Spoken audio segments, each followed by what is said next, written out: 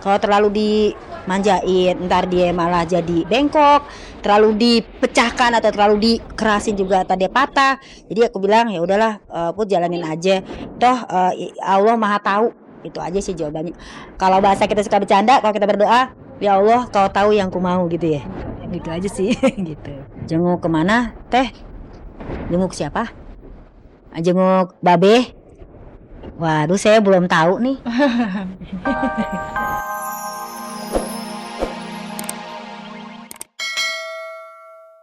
Itu aja itu mudah-mudahan kita semua diberikan kekuatan untuk bisa melewati masalah kita untuk cepat selesai dan kitanya langsung menjadi reborn, menjadi lebih baik lagi. Saya sebagai sahabatnya, sebagai saudaranya senang banget mendengar berita ini.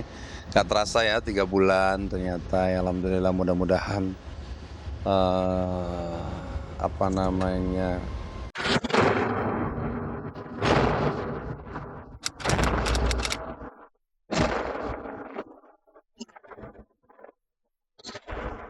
Satu minggu lebih sudah Guntur Bumi mendekam di dalam tahanan Polda Metro Jaya dan kabarnya tubuh sang tabib sudah tak lagi kuat menahan dinginnya lantai tahanan. Sampai-sampai ia menolak beberapa kunjungan dari sejumlah orang lantaran dilanda depresi berat.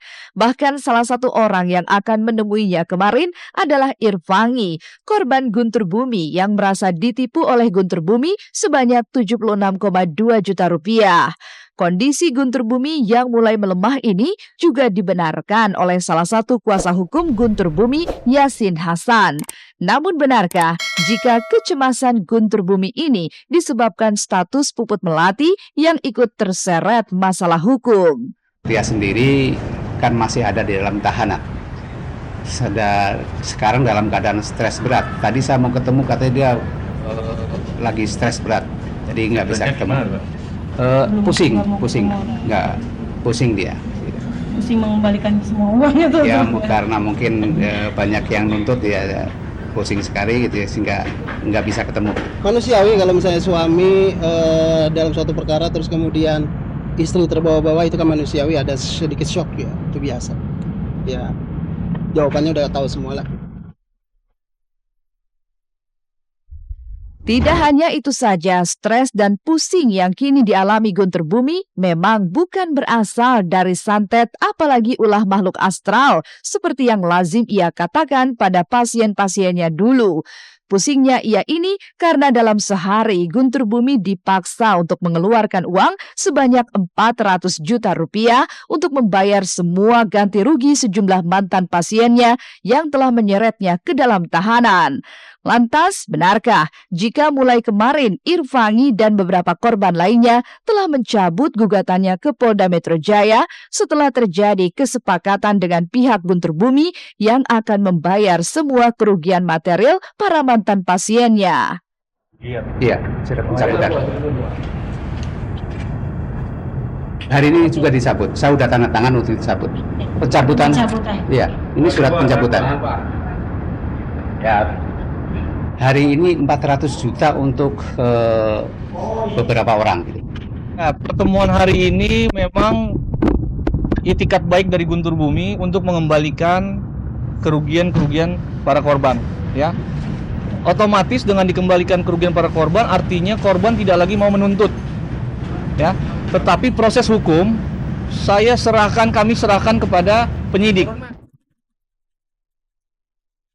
Pengobatan alternatif yang dilakukan Guntur Bumi memang menjadi kontroversi hingga hari ini. Pasalnya banyak hal-hal yang dianggap ganjil serta tak masuk akal.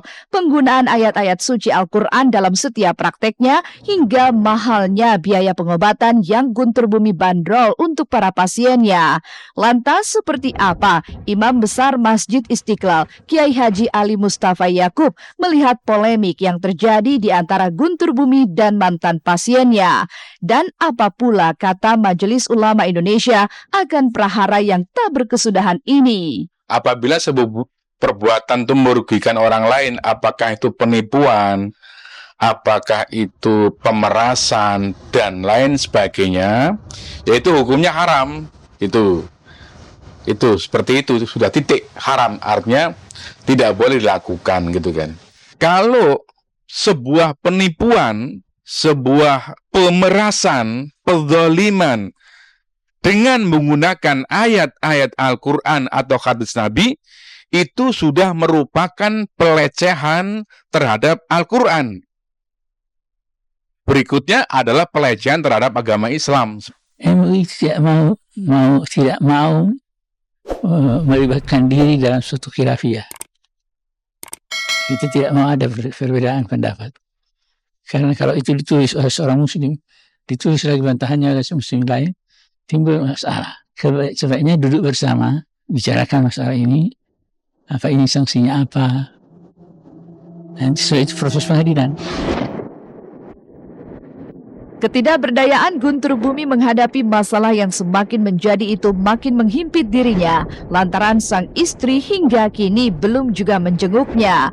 Puput yang terseret kasus dugaan pencucian uang hasil penipuan suaminya kabarnya juga nyaris bernasib sama dengan Guntur Bumi. Bahkan Puput yang tengah hamil muda anak keempatnya seolah menyibukkan diri dengan menghadiri banyak acara keagamaan.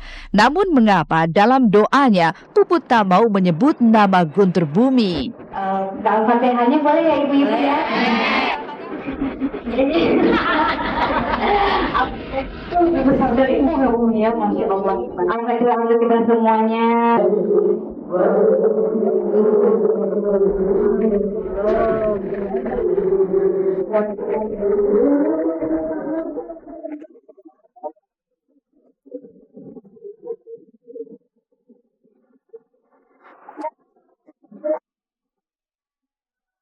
Yang paling penting itu ya Umi ya.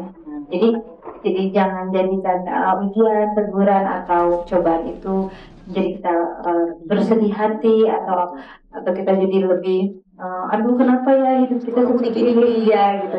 Tapi di sini hikmahnya adalah ketika ada cobaan itu kita disayang sama Allah kita. Dia curhatnya sama Allah kayaknya nih, nggak pernah curhat sama orang. Walaupun curhat paling ya bagaimana ya biar kita cantik gitu ya, Put ya. Ya udah. Jarang curhat dia. Curhat nggak Mu? Sedah curhat nggak? Nggak, jarang. Oh, supportnya kita sih paling bilang sama Umi Puput. Semakin orang itu diuji, semakin tinggi imannya. Mudah-mudahan dengan ujian ini nggak menjadi apa ya? Kalau orang kan kadang-kadang perempuan itu kayak tulang yang bengkok tadi ya, tulang rusuk yang bengkok. Kalau terlalu dimanjain, ntar dia malah jadi bengkok. Terlalu dipecahkan atau terlalu dikerasin juga ntar dia patah. Jadi aku bilang ya udahlah, Put jalanin aja. Toh Allah Maha tahu. Itu aja sih jawabannya. Kalau bahasa kita suka bercanda, kalau kita berdoa, ya Allah kau tahu yang ku mau gitu ya. Gitu aja sih. Gitu. Jenguk kemana Teh? Jenguk siapa? Jenguk Babe. Waduh saya belum tahu nih. No comment. Komennya. Didoain aja dari jauh ya. Didoain aja dari jauh. Sejak menikah dengan Gading Martin, Giselle Anastasia masih menikmati hari-harinya layaknya pengantin baru. Namun apa yang membuat Giselle begitu antusias dalam merawat hewan piaraannya? Apakah ini sebagai upaya untuk mengusir kesepian dirinya lantaran belum hadirnya momongan di dalam rumah tangga mereka? Saat kau tertidur, bukan menjagamu, memastikan semua akan baik saja. Pasca menikah dengan Gading Martin di Pulau Dewata, Bali, Giselle Anastasia tak pernah bosan ditanya soal belum hadirnya momongan di tengah cinta mereka. Namun beberapa waktu lalu, Giselle dikabarkan sudah berbadan dua. Anehnya, kabar bahagia ini malah dianggap Giselle sebagai kabar bohong sekaligus doa. Apakah selama ini Gading dan Giselle sepakat untuk menunda momongan lantaran kontrak kerja yang terlanjur disepakati Gading dan Giselle? Oh, momongan masih belum dikasih, jadi masih sambil nunggu kita kerja dulu, sambil jalan-jalan dulu, ngumpulin duit dulu, nabung dulu. Tapi juga bukannya yang nunda juga, jadi emang belum dikasih aja gitu.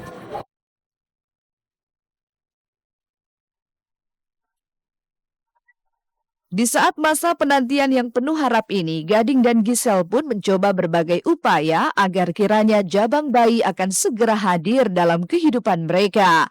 Jika umumnya orang banyak melakukan pancingan dengan cara mengangkat seorang anak, Gading dan Gisel justru lebih memilih merawat anak anjing.